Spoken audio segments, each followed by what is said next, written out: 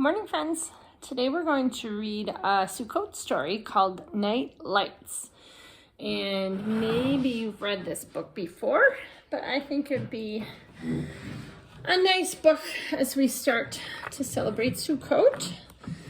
And here we go. Can't we put a real roof on it just this once? Daniel pleaded as his dad and mom nailed the boards together for the sukkah, the little hut the family put up each year for the holiday of Sukkot. No roof, said Dad, just branches. A sukkah isn't a house.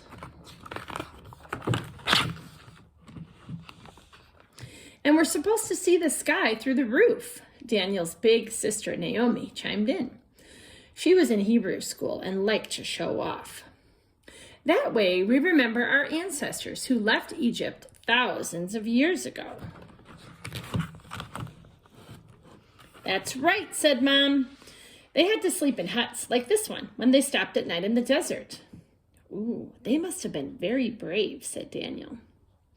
Don't worry, said Naomi as she tied apples to the branches with string so they dangled in the air.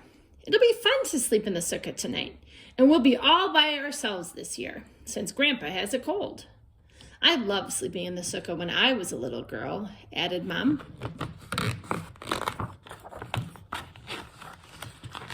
Daniel wasn't so sure. He thought of the holes in the roof and the scary noises at night, like the ones they'd heard last year.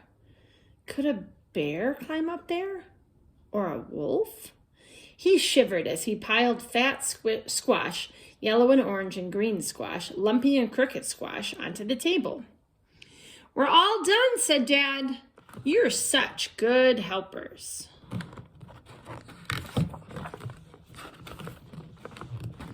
Daniel and Naomi stood looking at the little sukkah after Dad and Mom went inside to make dinner. It's so colorful, said Naomi. The decorations are even better than last year's. Daniel didn't say a word. Don't tell me you're too scared to sleep in it, Naomi said. I slept in it last year, didn't I? Naomi laughed. Pfft. Yeah, but with Grandpa singing you to sleep. I'm not afraid of the dark anymore, Daniel said. Not since Mama bought me a night light. You can't have your nightlight in the sukkah, Naomi said. There's no plug. And do you think our ancestors had nightlights when they lived in their Sukkot? Maybe, said Daniel. Thousands of years ago? You must be kidding. All they had was the desert sand and rocks and whatever they brought from Egypt. Besides, you're going to be scared of the first noise. She made a growly face at Daniel. I will not, said Daniel. Time for supper, Dad called from the house. Come and help carry all this food outside. Everyone ate in the sukkah that evening. The neighbors came too. They had to wear sweaters and their chairs bumped against each other. But the air was crisp and cool, and the food tasted extra good. The sound of their talk and laughter bounced all around them, off the walls and up through the branches into the night sky. Maybe it won't be so bad sleeping in the sukkah, Daniel thought. After dinner, Daniel helped bring the dishes back into the house. Soon the sukkah was empty again, of people, of food, of sounds, and of light. Naomi and Daniel carried their blankets and their pillows outside and put them in the corner of the sukkah. Daniel had his teddy bear, too. Are you sure you want to sleep out here? He whispered. Teddy didn't answer. Daniel settled down next to Naomi, twisting and turning in his blanket bed on the ground. I can't go to sleep with all of your squirming, complained Naomi. Daniel closed his eyes and tried to lie still. It wasn't quiet for long. Whoo! The wind started up and it blew through the branches and shook the walls. It's just the wind, whispered Naomi. Why are you whispering? Asked Daniel. Are you scared too? Of course not, she said. But her voice did squeak a little. Woof, woof. Daniel sat straight up. "Is that a wolf?" he whispered.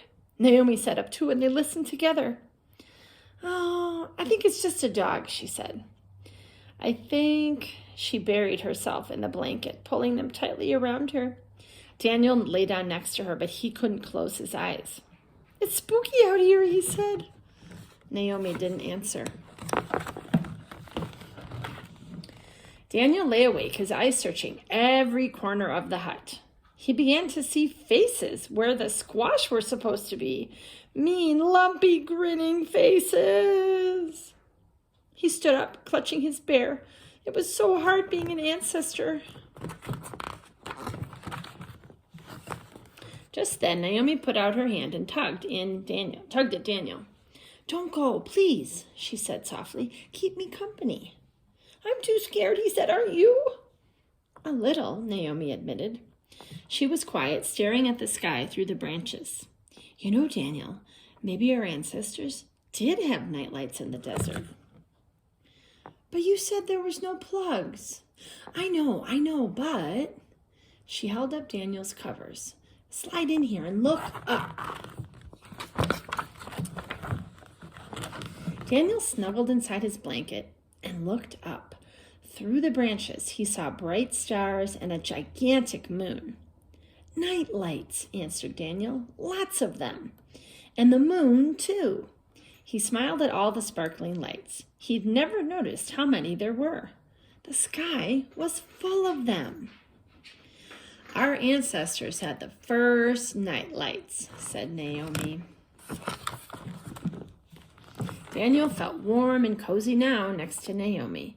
Maybe our ancestors were brave and a little scared too. Like me, he thought. So, like the ancestors in the desert, Daniel and Naomi watched the nightlights above them. And soon they fell asleep. The end. So that was Night Lights, friends. I hope you enjoyed that. Maybe in the comments you can tell me if your family's planning to have a sukkah in your backyard and if you're going to sleep in it, or maybe other things that you do for Sukkot. Okay, bye friends.